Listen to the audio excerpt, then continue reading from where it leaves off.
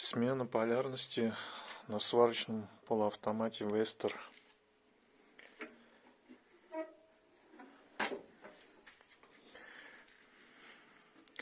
Откручиваем барашек.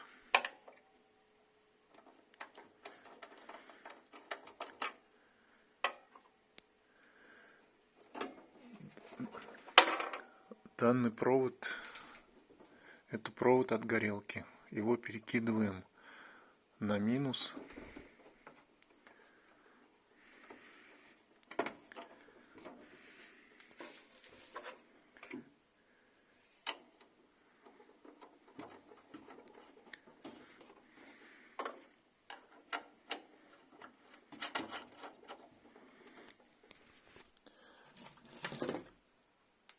А провод массы подключаем к плюсу.